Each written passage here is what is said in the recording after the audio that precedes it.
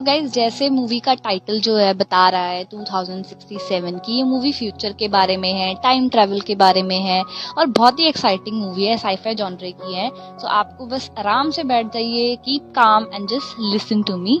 आगे मूवी में होता क्या है। सो मूवी की बेसिकली जो स्टार्टिंग है वो हमें दिखाई जाती है ईयर 2047 में, और हम देख सकते हैं कि अर्थ को हमारे ह्यूमन से कम्प्लीटली खराब कर दिया और धीरे धीरे जो कंट्रीज हैं वो खत्म होना शुरू हो गई हैं। बस ऑस्ट्रेलिया ही बची थी और ह्यूमन काइंड के लिए सबसे बड़ी प्रॉब्लम थी अब ऑक्सीजन की, क्योंकि ऑक्सीजन जो थी अर्थ में से धीरे धीरे खत्म होना शुरू हो गई थी। ऑक्सीजन बनाने के लिए एक जो कंपनी थी वो आगे आई थी जिसका नाम था क्रॉनिकॉप। ये आर्टिफिशियल ऑक्सीजन बना रही थी सभी लोगों के लिए, बट गरीब लोग इसको अफोर्ड नहीं कर पा रहे थे, इसीलिए ऑक्सीजन के लिए क्राइम रेट भी थे वो धीरे धीरे बढ़ रहे थे। जो कंपनी थी उसको ये समझ में आ गया था कि अब वो और ऑक्सीजन नहीं बना सकते जिससे सारे ह्यूमंस की नीड्स जो है वो फुलफिल हो जाए। वो जो कंपनी है वो हायर करती है डॉक्टर रिचर्ड वाइट को, जो एक साइंटिस्ट होता है। उनको बोलते हैं कि आप एक टाइम मशीन बनाओ जिससे हम फ्यूचर के लोगों को कांटेक्ट कर पाए और उनसे पूछ पाए कि अगर वहाँ पे कोई जिंदा है तो उन्होंने ऑक्सीजन की प्रॉब्लम को कैसे सॉल्व किया। तो जब वो टाइम मशीन जो है बना लेते हैं, फ्यूचर के लोग उनको मैसेज भेजते हैं कि सेंड ईथन वाइट। अब सभी सोचने लग जाते हैं ईथन कौन है। अब ईथन एक्चुअल में डॉक्टर रिचर्ड जो है उनका छोटा सा बेटा होता है, उसका नाम होता है ईथन वाइट, पर अभी वो बहुत छोटा होता है। और कुछ टाइम के बाद हम देखते हैं कि जो डॉक्टर रिचर्ड हैं वो अचानक से गायब हो जाते हैं, और ईथन की मॉम भी है, ऑक्सीजन के चक्कर में उनका भी जो है मर्डर हो जाता है और ईथन अकेला रह जाता है। बट वो अकेला नहीं रहता, उसको एक बंदा होता है जिसका नाम होता है जूड, वो उसको पालता है और बड़ा करता है। सो गाइस, ईथन अब जो है वो बड़ा हो चुका है और वो जूड के साथ न्यूक्लियर पावर रिएक्टर में काम करता है ताकि वो पूरी सिटी की इलेक्ट्रिसिटी सप्लाई को जो है मैनेज कर पाए। और ईथन बहुत ही बड़ा होकर रिस्पॉन्सिबल बन जाता है। उसकी वाइफ भी होती है जिसका नाम होता है जानती, वो जानती से बहुत ज्यादा प्यार करता है। बट जानती को एक बीमारी होती है, क्योंकि ऑक्सीजन की कमी के कारण उसको लंग्स में कोई बीमारी लग जाती है जिसका कोई भी क्योर नहीं होता। सो गाइस, अपनी वाइफ को बचाने के लिए ईथन हर पॉसिबल एफर्ट करता है पैसे कमाने की और उसको ऑक्सीजन मास्क दिलाता है नए नए। सो एक दिन कॉर्प की जो कंपनी की हेड होती है वो ईथन को बुलाती है और उसको बताती है कि जो हमें फ्यूचर से जो है मैसेजेस आ रहे हैं कि सेंड ईथन वाइट। तो वो ईथन को बोलती है कि तुम फ्यूचर में जाओ और वहां से प्लांट्स वगैरह के सैंपल लेके आओ, अगर वहां पे कोई जिंदा है तो हमें पता लग जाएगा कि वो जिंदा कैसे है और उन्होंने ऑक्सीजन की प्रॉब्लम को कैसे सॉल्व किया। तो जो ईथन है वो पहले तो बहुत ज्यादा जो डर जाता है, क्योंकि वहां पे जितने भी साइंटिस्ट होते हैं उनको ये तो पता था कि ईथन को टाइम ट्रैवल करके फ्यूचर में भेजना कैसे है, पर वो वहां से वापस कैसे आएगा इसका अंदाजा किसी को भी नहीं था। इसीलिए ईथन जो है इस बात के लिए बिल्कुल इनकार कर देता है। पर जब वो घर जाता है तो वहां पे जो जानथी होती है वो उसको बोलती है कि हमारी पूरी अर्थ को तुम्हारी जरूरत है, तुम्हें फ्यूचर में जरूर जाना चाहिए। तो उनकी बातें सुनकर ईथन जो है रेडी हो जाता है, और जब वो मशीन में अपना सूट पहन के जाता है, वहाँ के साइंटिस्ट उसे एक आर्ची नाम की मशीन देते हैं जिसकी हेल्प से वो सिग्नल भेजकर वापस आ सकता है, कि उन्हें पता लग जाएगा कि वो वापस आना चाहता है। तो वो टाइम मशीन जो होती है ईथन को बहुत लाइट ईयर की स्पीड से फ्यूचर में भेज देती है, और वो ये ईथन है वो बेहोश हो जाता है। पर जैसे ही वो उसको होश आता है वो अपने आसपास पेड़ पौधे देखकर, ऑक्सीजन को देखकर, खुले में सांस लेकर वो बहुत ज्यादा रिलीफ फील करता है कि हमारा वातावरण कितना शुद्ध हो गया है और हमारी जो प्रकृति है वो वापस से अपने रूप में आना शुरू हो गई है फ्यूचर में। तो जब वो फ्यूचर को डिस्कवर कर ही रहा होता है उसे एक बहुत ही स्ट्रेंज थिंग मिलती है, वो होता है एक स्केलेटन। अब वो स्केलेटन इतना स्ट्रेंज क्यों था, क्योंकि उसके सूट पर ईथन वाइट लिखा था, मतलब वो स्केलेटन और किसी का नहीं, वो ईथन का ही था।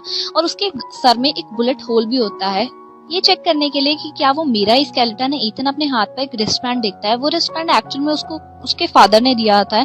दिया क्या होता है गाइस, उसके हाथ में चिपकाया होता है, उसके बोन के साथ उसके फादर ने वो रिस्टबैंड जो है अटैच कर दिया होता है, और वो स्केलेटन की बोन के साथ भी वही रिस्टबैंड लगा होता है। बस फर्क इतना है कि जो रिस्टबैंड स्केलेटन के हाथ में था उसमें ग्रीन लाइट थी और जो ईथन के हाथ में था उसमें रेड लाइट थी। ईथन को उस स्केलेटन के पास वैसा ही आर्ची डिवाइस मिलता है जैसा कि उसको उस साइंटिस्ट ने दिया था फ्यूचर में आने से पहले, और उस आर्ची डिवाइस में उसने एक रिकॉर्डिंग सुनी थी जिसमें उसकी मर्डर की आवाज थी जब उसको मार रहा था वो। तो ईथन को ये बात तो बहुत श्योर हो जाती है कि वो स्केलेटन उसी का है, और ये बात वो अपने दिल पे लगा लेता है और बहुत ज्यादा इमोशनल हो जाता है। सो गाइज, वैसे ही जो है वो रात हो जाती है और जो ईथन है वो अपने आर्ची डिवाइस को देख रहा होता है और उसको बहुत भूख लगी होती है, तो वो बेरीज खा लेता है जंगल में से। पर उसकी तबीयत बहुत ज्यादा खराब हो जाती है क्योंकि उसे नहीं पता था कि वो बेरीज जो है वो जहरीली हैं। तो वहां से जूड आता है पास से ईथन की मदद करने के लिए और उसको एंटीडोट देता है, जिससे ईथन की जो तबीयत है वो बेटर होनी शुरू हो जाती है। नेक्स्ट डे जब ईथन और जूड आपस में बातें कर रहे होते हैं, वो दोबारा से उस स्केलेटन के पास जाते हैं और वहां पे उनको एक बंकर मिलता है।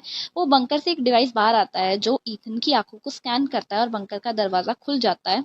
गाइस बंकर का दरवाजा खुलते ही उसे वहाँ पे मैसेज मिलता है, वेलकम ईथन वाइट, और जो उसके हाथ में लगा रिस्ट बैंड है उसकी लाइट जो है रेड से ग्रीन हो जाती है और ईथन को ये बात रियलाइज होती है कि एक्चुअल में वो जगह वही टाइम मशीन है जहाँ से वो पास्ट से फ्यूचर में आया होता है। सो गाइस वो बंकर ऐसे डिजाइन किया होता है कि एक बार एक्टिवेट होने के बाद 4 घंटे में वो वापस से डीएक्टिवेट हो जाएगा।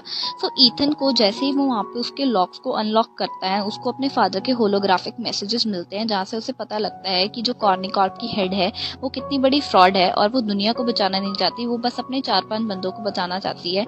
इस बात को सुनकर ईथन जो है बहुत ही ज्यादा परेशान हो जाता है, पर क्योंकि वो दुनिया को और जैंथी को बचाना चाहता है, उसे वो सैंपल्स जो थे एयर केयर प्लांट के वापस से पास में लेके जाने थे। पर जिस डिवाइस में उसको लेके जाने थे वो डिवाइस कम्प्लीटली खराब हो चुका था और उसके बस 3 ही घंटे थे उस डिवाइस को दोबारा एक्टिवेट करके सैंपल लेके जाने के लिए। तो ये बात जूड और वो बैठकर सोचते हैं कि अब हम क्या करें और उसका सोल्यूशन जो है हम कैसे फाइंड करें। तो गाइस जूड और ईथन जो है वहां से बाहर निकलते हैं इस प्रॉब्लम का सोल्यूशन ढूंढने के लिए। जैसे ही वो लोग बाहर जाते हैं, जो ईथन है वो हर उस जगह पे जाता है जहाँ पे वो पहले रहता था। वो देखकर ये बहुत हैरान हो जाता है कि वहाँ पे मानव जाति का एक भी कोई अंश बचा नहीं था, सभी इंसान दुनिया से खत्म हो चुके थे और वहाँ पे उसको जैंथी का भी स्केलेटन मिलता है, जिसको देखकर वो बहुत ज्यादा दुखी हो जाता है और एकदम वो झूठ से बात कर रहा होता है कि वो वापस से अपने आर्चर डिवाइस को निकालता है जो उसको स्केलेटन के पास से मिला था और वो उस रिकॉर्डिंग को सुनता है और उसे ये बात रियलाइज होती है कि उसको मारने वाला कोई और नहीं बल्कि उसके भाई समान जूड ही था जिसने उसको मारा था। तो एकदम से जूड उसके सर पे गन टांग देता है और जो ईथन है वो बहुत ही ज्यादा डर जाता है। बट क्योंकि जूड को ये बात पता थी कि वो टाइम मशीन को सिर्फ ईथन ही चला सकता है, इसलिए उसने अपनी गन को हटाया ईथन के सर के ऊपर से और ईथन को बोला कि चलो अब हम इस वो पावर सप्लाई की प्रॉब्लम को सॉल्व करना है ताकि हम दोबारा से पास्ट में जा सके। सो गाइस वो जूड और ईथन दोबारा से खड़े होते हैं और उस पावर सप्लाई की प्रॉब्लम को सॉल्व करने के लिए ढूंढते हैं सब कुछ। तो जैसे ही वो पावर सप्लाई की मेन जगह पे पहुंचते हैं, वो एक लेवल को नीचे करते हैं जिससे वो पावर सप्लाई की प्रॉब्लम जो है वो ठीक हो जाती है। बट ईथन के मन में अभी भी एक ही डाउट था कि उसका स्केलेटन अभी तक वहां से क्यों नहीं हटा। मतलब जो ईथन मरा हुआ ईथन है उसने भी ये सारी चीजें की थी और ये फेट है कि ईथन ने जूड के हाथों मरना ही है। ये सारी बातें सुनकर जूड जो है बहुत ही ज्यादा परेशान हो जाता है। उसको ये बातें अब रियलाइज होती हैं कि एक्चुअल में जो कॉर्नी कॉर्प की जो हेड है उसके इरादे कितने बुरे थे। उसने एक्चुअल में जो टाइम मशीन बनाई थी वो दुनिया को बचाने के लिए नहीं बनाई थी, उसने बस 3-4 बंदे जो अपनी कम्युनिटी के थे उसको वो फ्यूचर में लेके जाना चाहती थी ताकि वो बच पाए। इसीलिए उससे रिचर्ड के फादर से वो टाइम मशीन बनवाई थी और अंत में उसी ने वही कॉर्नी कॉर्प की हेड में ईथन के जो फादर का मर्डर कर दिया था, उसको मरवा दिया था और बाद में उसकी मदर को भी उसी ने मरवाया था। क्योंकि रिचर्ड के फादर को इस बात का एहसास हो गया था कि कॉर्नी कॉर्प की हेड जो है कितनी बुरी है, इसीलिए उसने ईथन के हाथ में वो रिस्टबैंड डाला था कि जो टाइम मशीन है वो सिर्फ ईथन ही यूज कर पाए और कोई भी उसको यूज ना कर पाए। ये बातें सुनकर ईथन जो है बहुत ही ज्यादा परेशान हो जाता है और उसको ये बात पता लगती है कि जो जूड है एक्चुअल में वो कॉर्नी कॉर्प की हेड के लिए ही काम कर रहा होता है, इसीलिए उसने ईथन को पालने की जिम्मेदारी जूड को दी थी ताकि जब वो बड़ा हो जाए ईथन जो है टाइम मशीन से उनके बुरे इरादों को पूरा कर पाए। उनका प्लान यही पे होता है कि वो ईथन को मरवा देंगे और उसकी हेल्प से टाइम मशीन को एक्टिवेट कर देंगे। और गाइस यहाँ पे मूवी का सीन जो है शिफ्ट होता है और हमें दिखाया जाता है दोबारा से पास्ट का सीन, जहाँ पे कॉर्नी कॉर्प की जो हेड होती है वो वेट कर रही होती है ईथन का कि कब वो टाइम मशीन से वापस आए और वो उनको गोली मार दे और अपनी कम्युनिटी के लोगों को वहां से फ्यूचर ले जाए और एक नई मानव जाति की शुरुआत करे। तो फ्यूचर में ईथन और जूड जो आपस में बातें कर रहे होते हैं और ईथन को ये बात रियलाइज हो जाती है कि वो कभी भी अब वापस पास में नहीं जाएगा क्योंकि उसकी मदद से वो टाइम मशीन का गलत यूज कर सकते हैं। तो जूड उसके सर पे गन टांग देता है और बोलता है कि तुम प्लान के अकॉर्डिंग नहीं चल रहे, तुम्हें जाना ही पड़ेगा। ईथन को वो सच में अपने भाई जैसा मानता है। जब वो ईथन की बातें सुनकर गिल्ट में आ जाता है तो वो अपने आप को गोली मार देता है जूड। और गाइस ईथन जो है वापस से वही मैसेज पास में भेजता है, सेंड ईथन वाइट। मतलब जिस इंसान को वो ढूंढ रहा था जिसने वो मैसेज भेजा सेंड ईथन वाइट, वो एक्चुअल में ईथन ही होता है।